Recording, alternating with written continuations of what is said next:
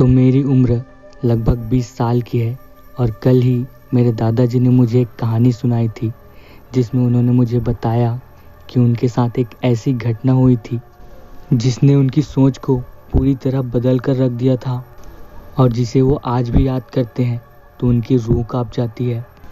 तो ये सच्ची घटना आज से लगभग 50 साल पहले की है, जब मेरे दादाजी जवान हुआ करते थे और वो अपने गांव में ही नाविक का काम किया करते थे। वो बताते हैं कि उस दौरान नदी के आसपास इतने पेड़ पौधे हुआ करते थे कि दिन में ही उन्हें रात का एहसास हुआ करता था। तो ये घटना उनके साथ तब हुई थी जब उनके गांव की नदी में बाढ़ आया था और उसी दौरान उनके गांव में बीमारी का माहौल चल रहा था। तब लोगों को उल्टियों के साथ दस्त भी हो रही थी। हमारे गांव के लोगों के लिए एक अच्छी बात ये थी कि हमारे गांव की दूसरी तरफ नदी पार करके शहर जाया जा सकता था, जहां से मेडिकल से दवाई लाई जा सकती थी। और सुबह से लेकर शाम तक मेरे दादाजी लोगों को गांव से लेकर शहर और शहर से लेकर गांव वापस लाया करते थे। मेरे दादाजी को उस समय बहुत ही ज़्यादा मेहनत करनी पड़ती थी क्योंकि उनकी शादी को लगभग 2 साल ही हुए थे। उनके 2 छोटे छोटे बच्चे थे जिनके लिए उन्हें बहुत ही ज़्यादा मेहनत करनी पड़ती थी। ये घटना उनके साथ तब हुई जब नदी में बहुत ही ज़्यादा बाढ़ आई हुई थी और नदी में पानी की मात्रा बहुत ही ज़्यादा बढ़ चुकी थी, लेकिन नदी में बहाव बहुत ही कम था जिसकी वजह से नाव चलाई जा सकती थी। और हर दिन की तरह उस दिन भी मेरे दादाजी सुबह से लेकर शाम तक लोगों को नदी पार कराते रहे। अब शाम होने आई थी और सूरज डूबने वाला था। दादाजी अपनी नाव को घाट पर बांध रहे थे, लेकिन अचानक एक नौजवान आदमी अपने छोटे से बच्चे को लेकर दौड़ते हुए दादाजी के पास आता है। वो दादाजी से कहता है, मेरे बच्चे की तबीयत बहुत ही ज़्यादा ख़राब है, क्या हमें आप नदी पार करा देंगे? दादाजी अपने छोटे से बच्चे को याद करते हुए अपनी नाव को छुड़ाने लगते हैं और उन्हें बिठाकर शहर के उस पार जाने लगते हैं। लेकिन उस समय दादाजी को समय का बिल्कुल भी अंदाज़ा नहीं था। रात और भी ज़्यादा गहरी होती जा रही थी। कुछ ही देर में वो लोग घाट के पास पहुंच जाते हैं और दादाजी उनको नीचे उतारते हैं। वो आदमी दादाजी को पैसे दे रहा था, लेकिन दादाजी ने उनके पैसे नहीं रखे।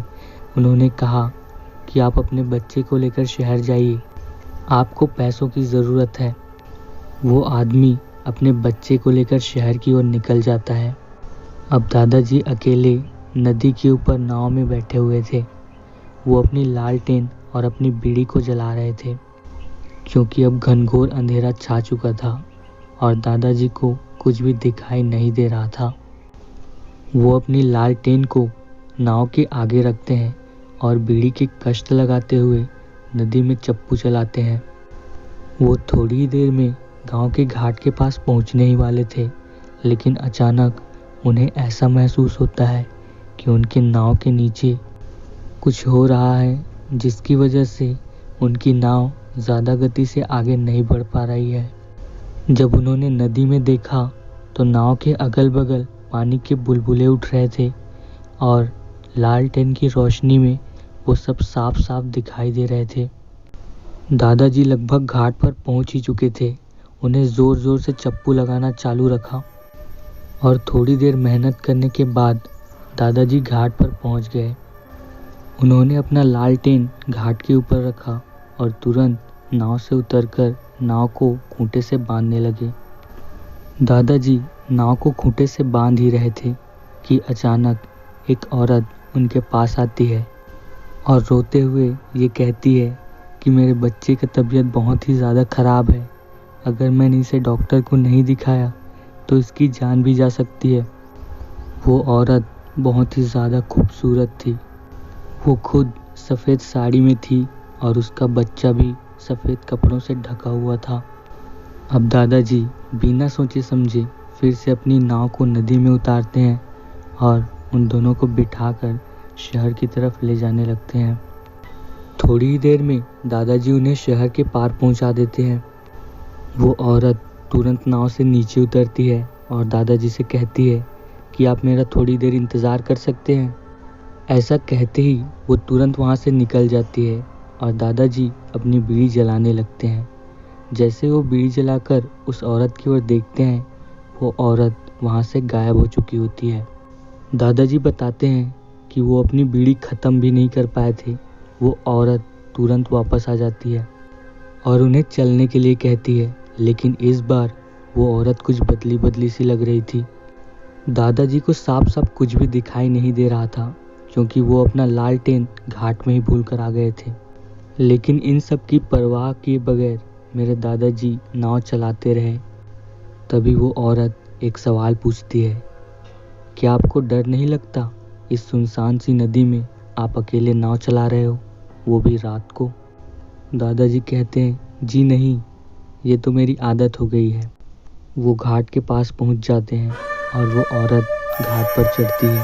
दादाजी भी नीचे उतरते हैं और नाव को बांधने लगते हैं। लेकिन जैसे ही लालटेन की रोशनी उस औरत के ऊपर पड़ती है, तो दादाजी देखते हैं कि उस औरत के पैर उल्टे हैं। वो चुपचाप अपनी नाव को बांधते रहते हैं। वो औरत पैसे देने के लिए हाथ बढ़ाती है, लेकिन दादाजी ध्यान नहीं देते। अचानक उसका बच्चा रोने लगता है और दादाजी का काम भी हो चुका था। लेकिन जैसे ही वो लालटेन उठाते हैं, वो औरत वहाँ से गायब हो चुकी होती है। मेरे दादाजी बिना डरे वहीं पर बीड़ी जलाते हैं और कष्ट लगाते लगाते लालटेन उठाकर वहाँ से चले जाते हैं। तो ये कहानी यहीं पर ख़त्म होती है। अगर आपके भी दादा या दादी आपको इसी तरह की कहानियाँ सुनाते हैं तो प्लीज़ कमेंट करिए, और इसी तरह की कहानियाँ सुनने के लिए हमारे चैनल को सब्सक्राइब करें। Thank you for watching.